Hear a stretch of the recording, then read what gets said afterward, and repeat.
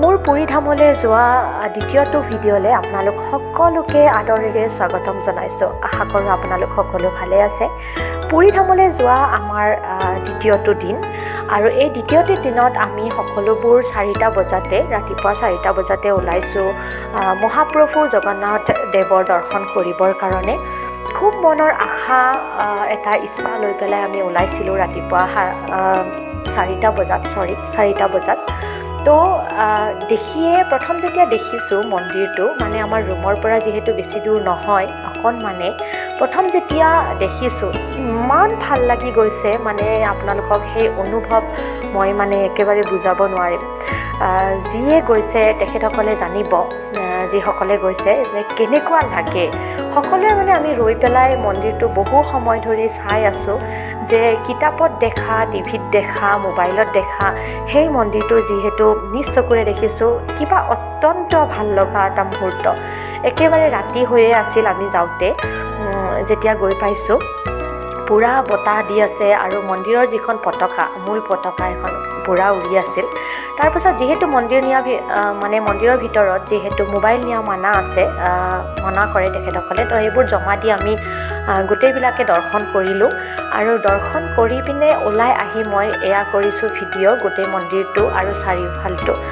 খুবেই সুন্দৰ পৰিৱেশ, খুবেই সুন্দৰ। আচলতে মোৰ যেতিয়া শাহুমাহঁত গৈছিলে তেতিয়া এনেকুৱা নাছিল বুলি কৈছিলে। তেখেতসকল বহু আগতে গৈছিলে, 2006 চনত গৈছিলে আৰু 13 চনত গৈছিলে। কিন্তু এতিয়া বহুতেই বেলেগ হৈ গ'ল। মায়ে যেনেদৰে কৈ থাকে, মানে যেনেকুৱা আছিল আগতে তেনেকুৱা একেবাৰে নাই। মই মানে একেবাৰে মিল দেখা নাই। এতিয়াৰ চৰকাৰখনে বহুতেই কৰিছে, উৰিষ্যাৰ চৰকাৰখনে বহুতেই কৰিছে, মানে বহুতে ভাল কৰিছে। আৰু যাত্ৰীবিলাকৰ কাৰণে সকলো ধৰণৰ ব্যৱস্থা কৰা হৈছে। লেট্ৰিন, বাথৰুম বহুতেই ধুনীয়া।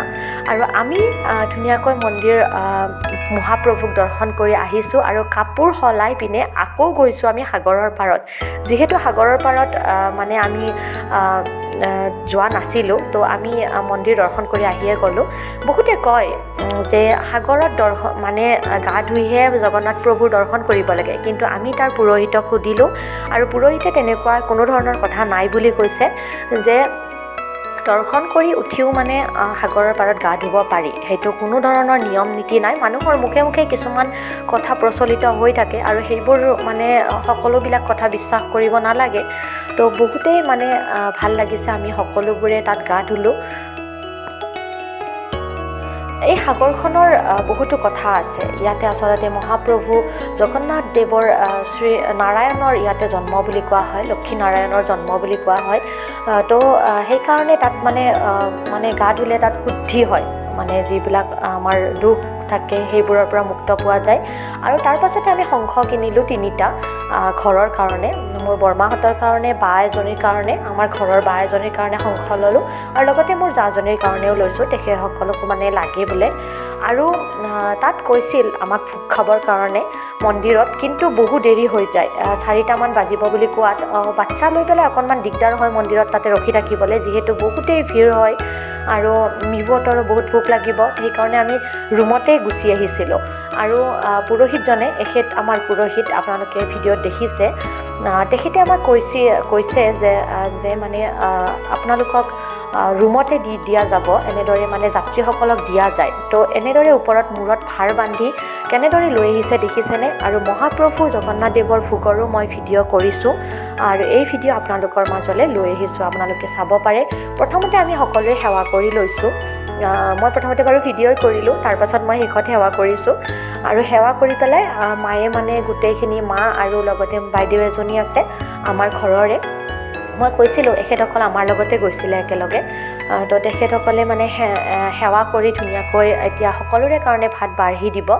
ইয়াতে কলপাত দিয়া গৈছে আমাক সকলোৱে খাবৰ কাৰণে। আৰু বিচনাৰ ওপৰত বা বেঞ্চ, চকী তেনেকুৱা ধৰণৰ একো আসনৰ ওপৰত বহি খাব নালাগে আৰু ৰোৱাকৈ খাব নালাগে। মানে আপোনাৰ ধৰক থালখনত আপুনি অকণমান এৰিছে বা নাখাওঁ বা ইচ্ছা নাই, তেনেকুৱা ধৰণৰ একেবাৰে লাগিলে আপুনি নল'ব, কিন্তু তেনেদৰে খাব নালাগে। আৰু একেবাৰে তলত বহি ধুনীয়াকৈ মাটিত বহি খাব লাগে।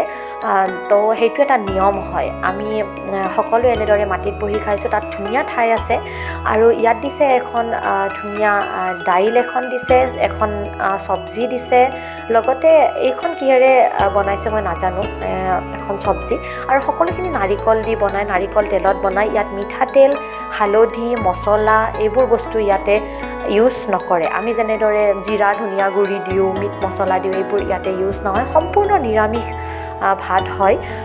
তো নিৰামিষ আহাৰ, গতিকে সকলোৱে ধুনীয়াকৈ গ্ৰহণ কৰিব পাৰে। আৰু ইয়াতে ৰাবৰি দিছে, ৰাবৰিটো আপোনালোকে সকলোৱে জানেই, তো খুব ধুনীয়া। আৰু লগতে এটা ৰসগোল্লাৰ নিচিনা বস্তু তাত আছে, বৰ ধুনীয়া লাগিছে খাই মানে। আৰু তাৰপাছত আমি সকলোবোৰ ৰেষ্ট ল'লোঁ আৰু ৰেষ্ট লৈ পেলাই আকৌ ওলাই আহিলোঁ। আৰু এইবাৰ ওলাই অহাৰ অন্য এটি কাৰণ হৈছে আমি মন্দিৰৰ পতাকা লগোৱা চাম।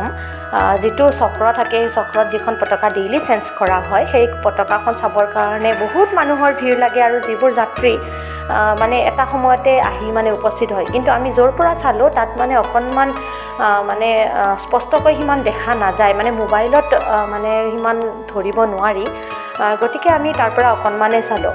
কিন্তু আমি পিছত ভালকৈ চালোঁ। আমি মন্দিৰত মই ক'ম পিছত ভিডিঅ'বোৰ দিওঁতে, মানে মন্দিৰত যিখন ভিতৰত ভোগৰ মেলা হয়, সেই ভোগৰ মেলা চাবলৈ যাওঁতে আমি ভিতৰত য'ত কেমেৰা নিব, মোবাইল নিব নিদিয়ে আৰু, গতিকে ভিডিঅ' কৰা নহ'ল। আৰু একেবাৰে ওচৰৰ পৰা আমি শেষত মানে চালোঁ দ্বিতীয়বাৰ। প্ৰথমবাৰ মই যিটো ভিডিঅ'ত এইমাত্ৰ দেখালোঁ সেইটো কিন্তু ভালকৈ সিমান স্পষ্ট হোৱা নাই। আৰু তাৰপাছত মই কেইখনমান ফটো লগাই দিছোঁ। আপোনালোকে যদি মোৰ ভিডিঅ'টি আজি ভাল লাগিছে তেনেহ'লে লাইক, কমেণ্ট আৰু মোৰ চেনেলটি যিসকলে ছাবস্ক্ৰাইব কৰা নাই প্লিজ কৰিব। আৰু আজিলৈ আহিছোঁ, লগ পাম নেক্সট ভিডিঅ'ত। ধন্যবাদ।